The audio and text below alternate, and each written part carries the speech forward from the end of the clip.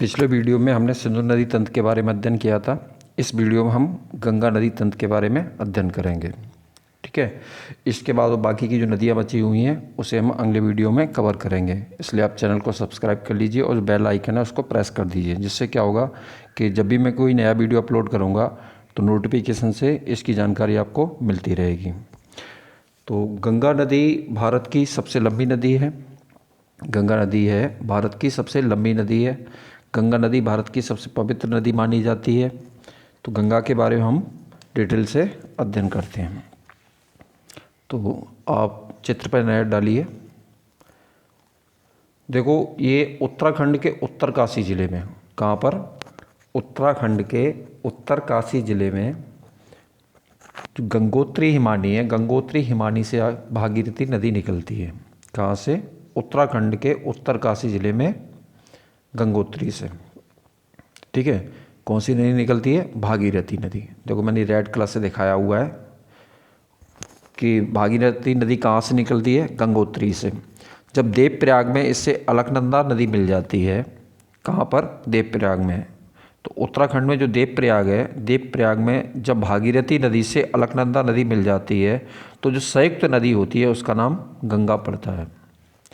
तो कहने का अर्थ ये है कि देवप्रयाग के बाद गंगा नाम पड़ता है, उससे पहले नाम क्या होता है? भागीरथी। ठीक है, तो एक बार फिर से मैं बता दे रहा हूँ। मैंने बताया गंगा कहाँ से निकलती? उत्तराखंड के उत्तरकाशी ज़िले में गंगोत्री हिमानी से निकलती है और इसका नाम पहले भागीरथी होता है। गंगा नाम कहाँ से पड़ता है? देवप्रयाग से। देवप्रयाग में जब अलकनंदा नदी इससे मिल जाती है तो भागीरथी का नाम बदल के क्या हो जाता है? गंगा हो जाता है।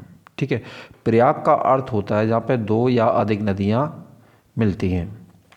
ठीक है, तो देखो मैंने ये येलो कलर से जो दिखाया हुआ है ये अलकनंदा नदी दिखाई है। कौन सी? अलकनंदा। अलकनंदा नदी है वो सतोपंथ हिमानी से निकलती है। कहाँ से? सतोपंथ हिमानी से। देखो मैंने दिखाया हुआ है कहाँ से निकल रही है? सतोपंथ हिमानी से। ठीक है, विष्णुप्रयाग में जब इससे धौली गंगा नदी मिल जाती है। कौन सी नदी? धौली गंगा नदी। देखो मैंने ये दिखाई हुई है धौली गंगा नदी। तो फिर यहाँ से विष्णुप्रयाग से इसका नाम अलकनंदा पड़ता है। इससे पहले इसका नाम क्या होता है? विष्णु गंगा। एक बार फिर से मैंने बताया कि अलकनंदा नदी कहाँ से निकलती है? सतोपंथ हिमानी से निकलती है। विष्णुप्रयाग में जब इससे धौली गंगा मिल जाती है तब इसका नाम अलकनंदा पड़ता है। इससे पहले इसका नाम क्या होता है? विष्णु गंगा होता है।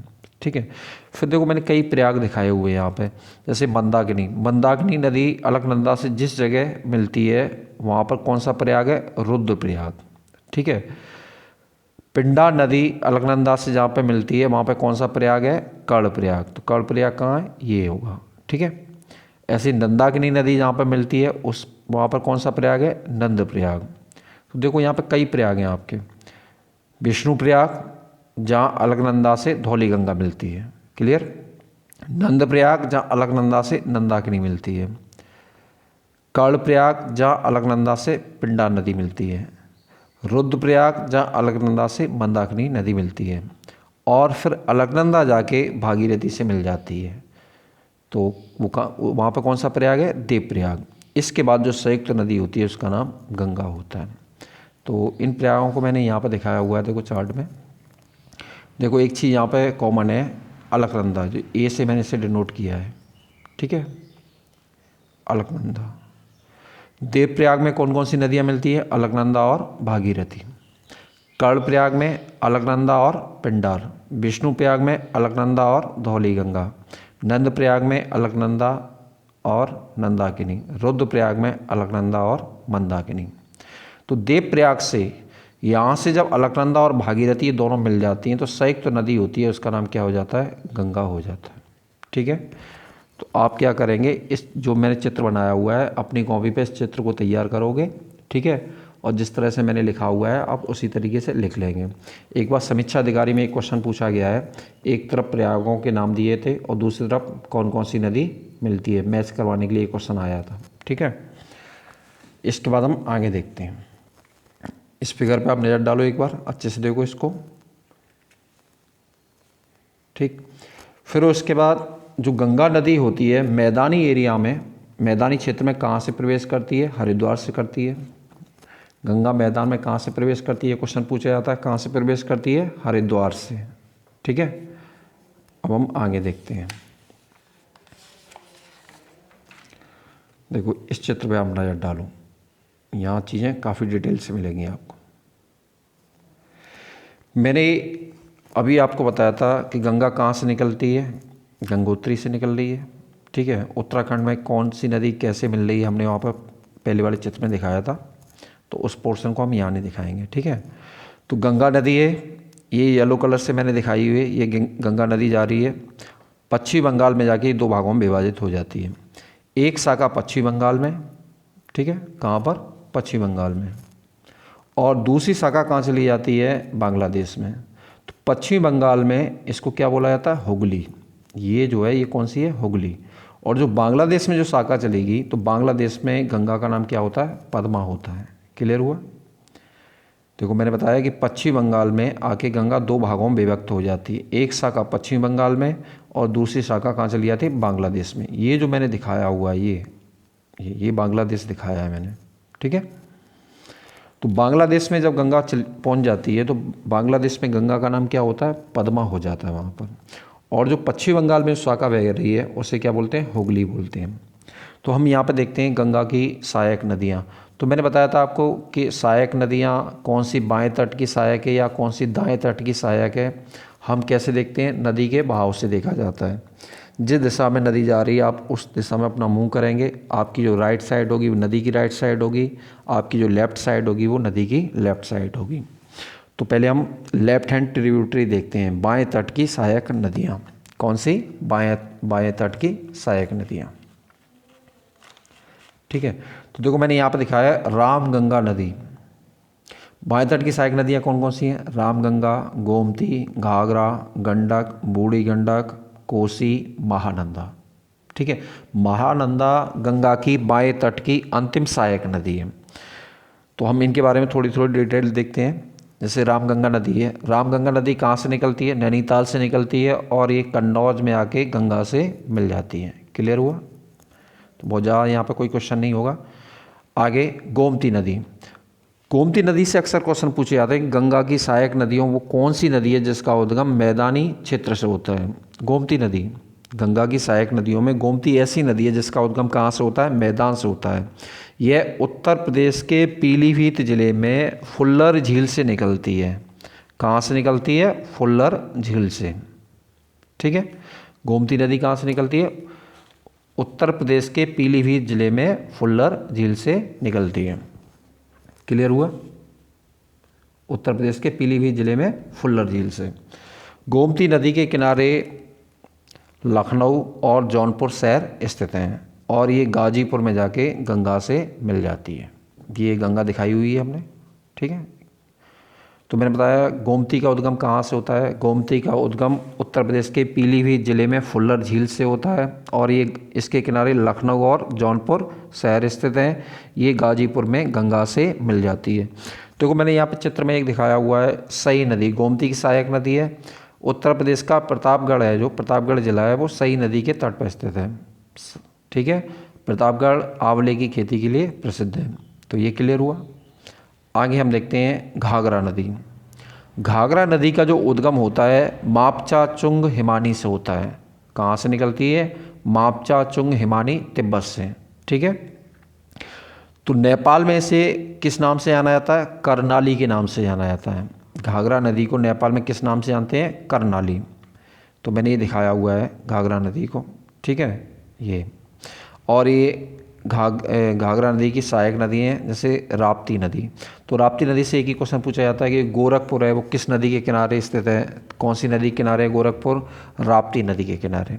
ठीक है, इसके बाद मैंने यहाँ पे एक और सहायक नदी दिखाई हुई है घाघरा की, शारदा नदी। शारदा नदी का जो उद्गम होता है मिलाम हिमानी से होता है। कहाँ से होता है? मिलाम हिमानी। मिलाम हिमानी कहाँ पर है? नेपाल हिमालय में स्थित है। ठीक है, शारदा नदी को प्रारंभ में गौरी गंगा के नाम से जाना जाता है। शारदा नदी को किस नाम से जाना जाता है? प्रारंभ में गौरी गंगा के नाम से। भारत नेपाल की सीमा पे से काली गंगा कहा जाता है। कहाँ पर? भारत नेपाल की सीमा पे क्या कहा जाता है? काली गंगा। और जब ये घाघरा में मिलती है तो यहाँ पे इसका नाम क्या होता है, चौक होता है।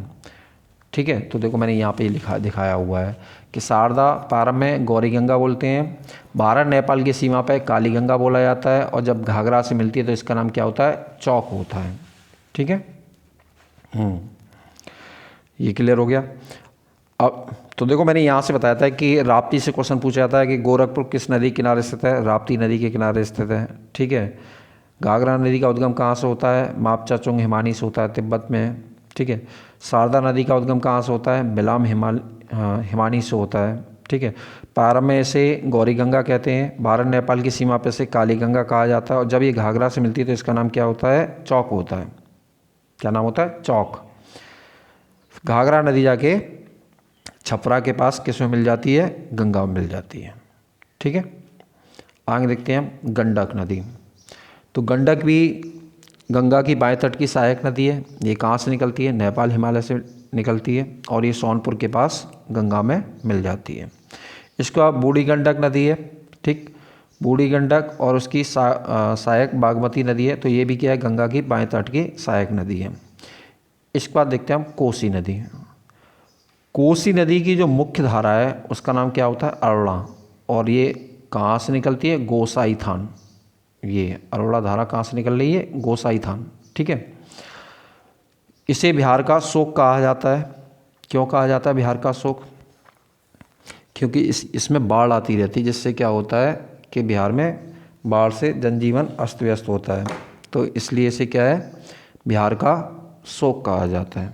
शोक मतलब दुख, सॉरो ऑफ बिहार कहा जाता है। कोसी नदी गोसाई थान हिमानी से निकलती है। इसकी मुख्य धारा है उसका नाम क्या होता है, अरोड़ा होता है। ठीक है, इसके बाद महानंदा नदी, यह गंगा की बाएं तट की अंतिम सहायक नदी है। इसका उद्गम कहाँ से होता है, दार्जिलिंग की पहाड़ियों से होता है। क्लियर हो गया। मैं एक बार फिर से बता दे रहा हूँ उनको थोड़ा थोड़ा। मैंने आपको बताया कि गंगा नदी का उद्गम कहाँ से होता है, उत्तराखंड के उत्तरकाशी जिले में गंगोत्री हिमानी से होता है। गंगा की बाएं तट की सहायक नदियाँ कौन कौन सी हैं, रामगंगा, गोमती, घाघरा, गंडक, बूढ़ी गंडक, कोसी, महानंदा। रामगंगा नदी का उद्गम नैनीताल से होता है, कन्नौज में गंगा से मिल जाती है। गोमती नदी का उद्गम उत्तर प्रदेश के पीलीभीत जिले में फुल्लर झील से होता है, और ये गाजीपुर में गंगा से मिल जाती है। गोमती की सहायक सई नदी है, जिसके किनारे उत्तर प्रदेश का प्रतापगढ़ जिला स्थित है। गोमती के किनारे लखनऊ और जौनपुर शहर स्थित हैं। घाघरा नदी का उद्गम तिब्बत के मापचाचुंग हिमानी से होता है। ठीक है, और इसे नेपाल में करनाली के नाम से जाना जाता है। घाघरा की सहायक कौन सी है, शारदा नदी। शारदा नदी का उद्गम मिलाम हिमानी से होता है, ये नेपाल हिमालय में स्थित है। प्रारंभ में इसे गौरी गंगा कहा जाता है, भारत नेपाल की सीमा पर इसे काली गंगा कहा जाता है। जब ये घाघरा से मिलती है तो इसका नाम क्या होता है, चौक होता है। ये छपरा के पास घाघरा किस में मिल जाती है, गंगा में मिल जाती है। इसके बाद गंडक नदी है, मैंने बताया नेपाल हिमालय से निकलती है, सोनपुर के पास गंगा मिल जाती है। बूढ़ी गंडक नदी है। ठीक है, तो ये भी इसकी सहायक नदी है। इसके बाद कोसी नदी से बिहार का शोक कहा जाता है, गोसाई थान से निकलती है। महानंदा गंगा की बाएं तट की अंतिम सहायक नदी है, इसका उद्गम दार्जिलिंग की पहाड़ियों से होता है। ठीक है, अब इसके बाद हम देखते हैं गंगा की दाएं तट की सहायक नदी। तो गंगा की दाएं तट की सहायक नदियों में सबसे जो लंबी नदी है वो कौन सी है, यमुना। तो गंगा की सबसे बड़ी सहायक नदी भी यमुना नदी है। ठीक है, यमुना नदी का उद्गम कहाँ से होता है, यमुनोत्री ग्लेशियर, बंदरपूंछ श्रेणी के यमुनोत्री ग्लेशियर से। यमुना कहाँ से निकलती है, बंदरपूंछ श्रेणी में स्थित यमुनोत्री हिमानी से। ठीक है, इसके बाद हम देखते हैं यमुना की ये सहायक टॉन्स नदी दिखाई है। हिमालय क्षेत्र की सहायक नदियों में ये यमुना की सबसे लंबी सहायक है हिमालय क्षेत्र में। ठीक है, ये ध्यान रखना, हिमालय क्षेत्र की बात कर रहा हूँ मैं। ठीक है, हिंडन नदी आप जानते ही हो। ठीक है, ये यमुना की सहायक नदी है। यमुना के बारे में हम अगले चित्र में डिटेल से पढ़ेंगे। इलाहाबाद में जाके यमुना गंगा से मिल जाती है। ठीक है, तो गंगा से यमुना कहाँ पर मिलती है, इलाहाबाद, जिसका नाम बदल के अब क्या हो चुका है, प्रयागराज हो चुका है। गंगा की सहायक दाएं तट की सहायक नदियों में टॉन्स नदी, देखो मैंने यहाँ पर दिखाया हुआ है। ठीक है, सोन नदी का उद्गम कहाँ से होता है? अमरकंटक से होता है। सोन की सहायक कौन सी नदी है? रिहंद नदी है, जिस पर रिहंद सागर बांध बनाया गया। तो यहाँ पर एक डैम बनाया गया, जलाशय। तो जलाशय जो बनाया गया उसका नाम है गोविंद वल्लभ पंत सागर बांध। तो रिहंद बांध परियोजना किस पर? रिहंद नदी पर। उसके लिए जलागार का निर्माण किया गया, उसका नाम क्या है? गोविंद वल्लभ पंत सागर बांध। ठीक है। सोन नदी पर आपकी कौन सी है? बाढ़ सागर परियोजना है। और ये पटना के पास किस में मिल जाती है? गंगा में मिल जाती है। ठीक है, ये देखो मैंने दिखाया हुआ है। ठीक, ये रिहंद इसकी सहायक है। इसके बाद देखो मैंने बताया था कि गंगा की एक शाखा पश्चिम बंगाल में चली जाती है, दूसरी शाखा बांग्लादेश में। तो बांग्लादेश में गंगा को क्या बोलते हैं? पद्मा। और जो पश्चिम बंगाल में जो शाखा होती है उसको हुगली कहा जाता है। हुगली को विश्व की सबसे विश्वासघाती नदी कहा जाता है। क्या कहा जाता है? विश्व की सबसे विश्वासघाती नदी कहा जाता है। ठीक है, क्यों कहा जाता है? ये अपना मार्ग बदलती रहती है।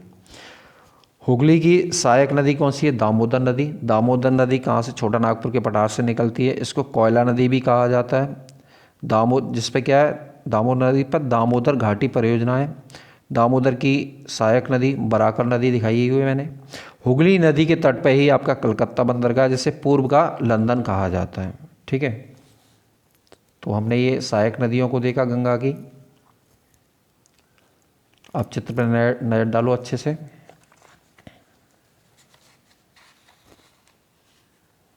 देखो मैंने यहाँ पर ये हर नदी को साफ साफ दिखाया हुआ है फिगर में।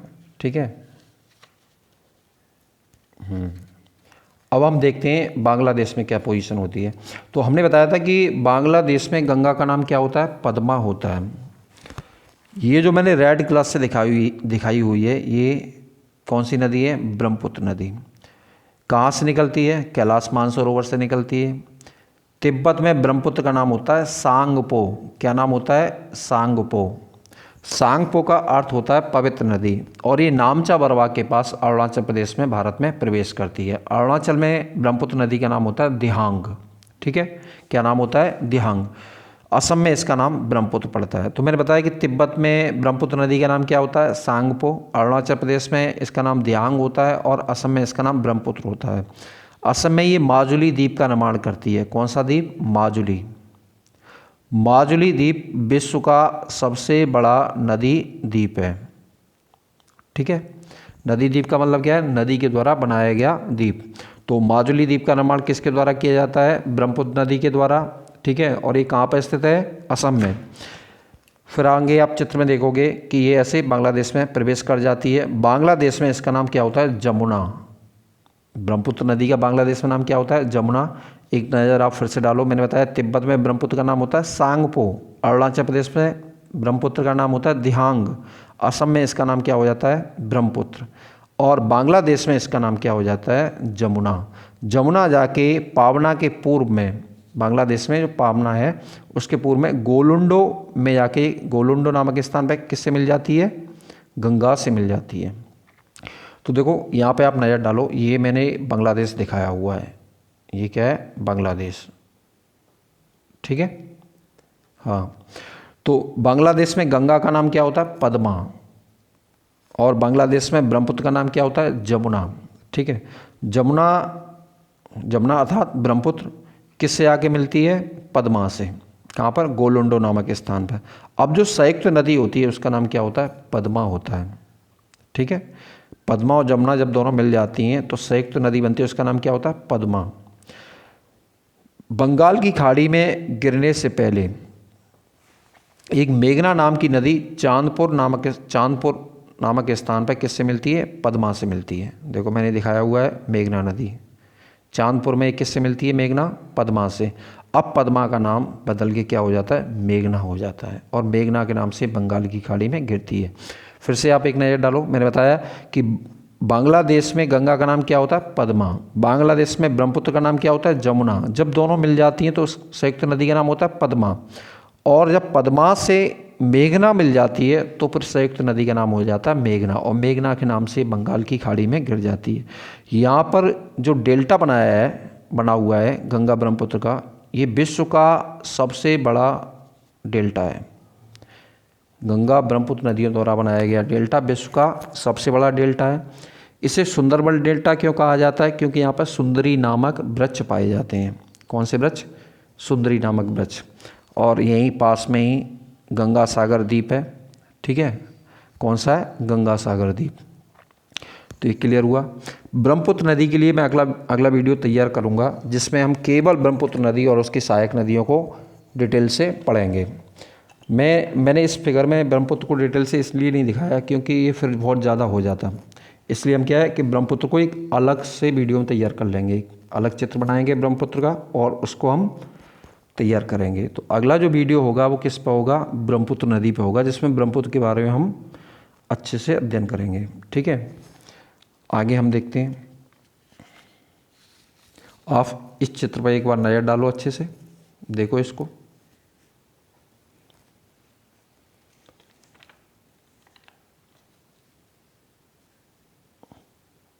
अब इसके बाद हम देखेंगे यमुना नदी के बारे में। मैंने बताया था कि यमुना गंगा की सबसे बड़ी सहायक नदी है।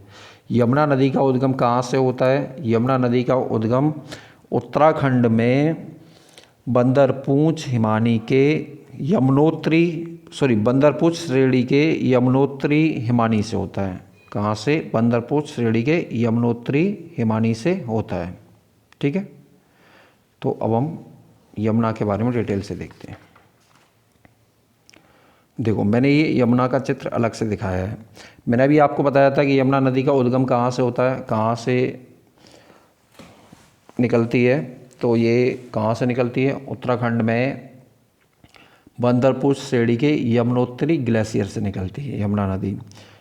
फिर हम यमुना नदी की सहायक नदियाँ देखते हैं। तो सहायक नदी हम देखेंगे पूर्व से पश्चिम, जैसे मैंने चित्र में दिखाया हुआ है। ठीक है, केन, बेतवा, सिंध। ठीक है, केन, बेतवा, सिंध, चंबल। ठीक है, तो हम याद करने के लिए ऐसे याद कर सकते हैं, कब से चंबल यमुना की सहायक। किसकी? यमुना की सहायक।